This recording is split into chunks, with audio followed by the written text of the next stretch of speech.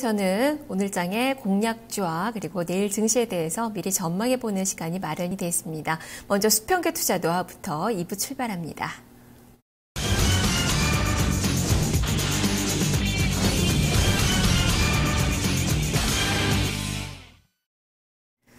수급 주체들의 평균 단가를 활용해서 전략을 세워보는 시간입니다. 신현식 전문가입니다. 전문가님 안녕하세요.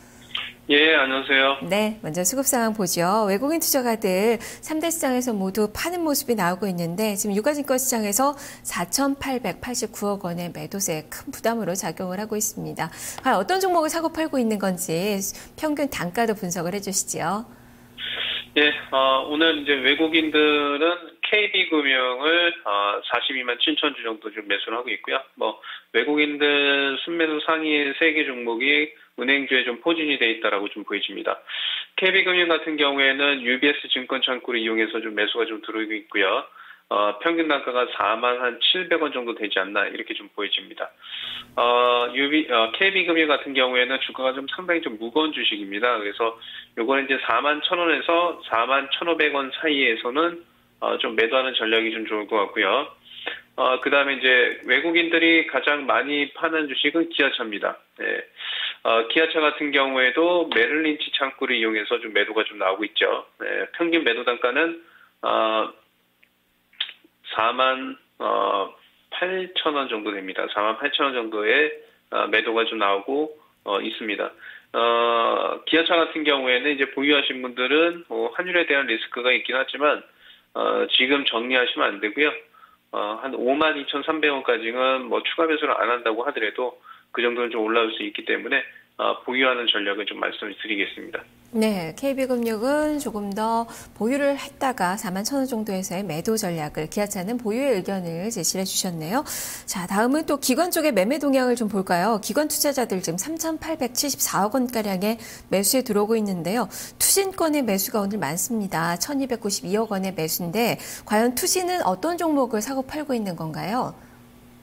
예, 투신권 중심으로 해서 매도 순위, 매도는 이제 LG 패션, 한진해운 이렇게 좀 나오고 있는데요. LG 패션을 좀 보겠습니다. LG 패션 같은 경우에는 지금 한 6만 1,000주 정도 투신권 중심으로 해서 좀 매도가 좀 나오고 있습니다. 매도 창구는 우리투자증권 창구가 좀 될 것 같고요. 평균 매도 단가는 28,200원 정도 되지 않나 이렇게 좀 보여집니다.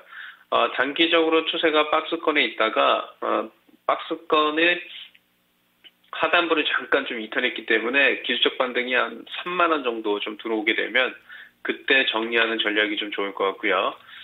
투신권 중심으로 해서 매수가 좀 많이 들어오고 있는 게 오전장에는 외환은행이었습니다. 네, 외환은행인데 지금 이제 우리투자증권은 좀 바뀌고 있는데요.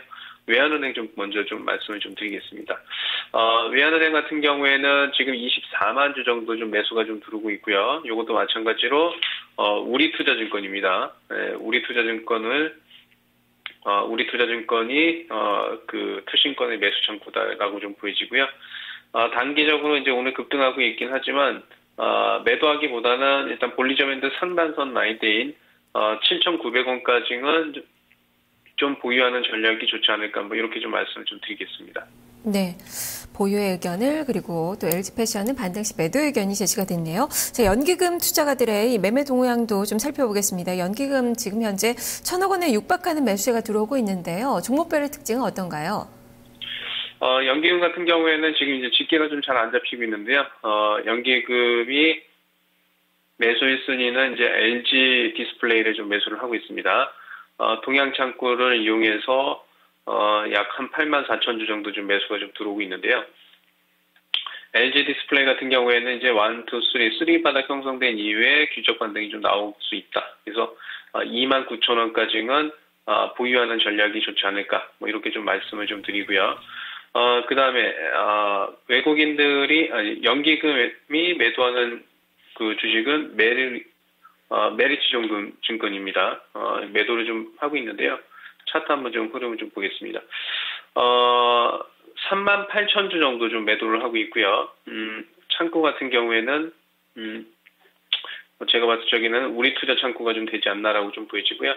평균 단가는 1,350원 정도 됩니다.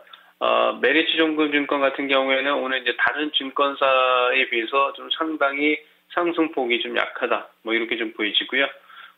제가 봤을 적에는 1,420원까지는 좀 보유하셔도 뭐 크게 무리는 없다. 뭐 이렇게 좀 말씀드리겠습니다. 네, 두 종목 다 보유 의견을 주셨네요. 자, 그러면 오늘 마감 전략 어떻게 세워봐야 될까요? 일단은 지수는 이제 하방은 제가 이제 1930포인트에서 1914포인트까지 하방이 좀 열려 있습니다. 그래서 장중에 1930포인트 이하권에서는 분할 매수하는 전략이 좀 좋을 것 같고요.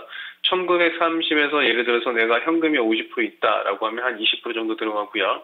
그 다음에 1914포인트에서 30% 정도 좀 뭐 그렇게 좀 분할 매수하는 전략이 좀 좋을 것 같고요. 기술적 반등은 지수는 1960포인트까지는 좀 올라오지 않을까라고 좀 보여집니다. 그래서 지금 구간대에서는 이제 1930포인트대에서는 주식을 매도하기보다는 매수하는 전략이 좀 좋을 것 같고요. 그 다음에 이제 오늘 종합지수와 차트 흐름이 똑같은 거는 이제 수출주입니다. IT나 뭐 자동차 업종은 종합지수하고 좀 비슷한 모습이고 금융업종은 좀 반대적인 모습인데요. 제가 말씀드렸던 1930에서 1914포인트에서는 이제 지수가 반등이 나올 수 있기 때문에 그때는 이제 IT나 자동차 섹터가 반등이 나올 거고요. 오늘 강했던 금융 섹터들은 그때 조정이 좀 들어올 가능성이 좀 높다. 뭐 이렇게 좀 말씀을 좀 드리고요. 오늘 이제 고점 주식은 웹젠입니다. 네, 웹젠은 오늘 이제 지금 이제 오늘 고점이기 때문에 단기적으로 좀 매도하는 전략이 좋을 것으로 보여집니다. 네, 알겠습니다. 말씀 잘 들었습니다. 예, 감사합니다. 네. 자, 시장에 대해서는 1930선 이하에서는 좀 매수로 대응을 해보자라는 그 의견, 그리고 웹제는 지금 매도 전략이 또 제시가 됐네요. 수평계 투자 노하우, 신현식 전문가와 함께 했습니다.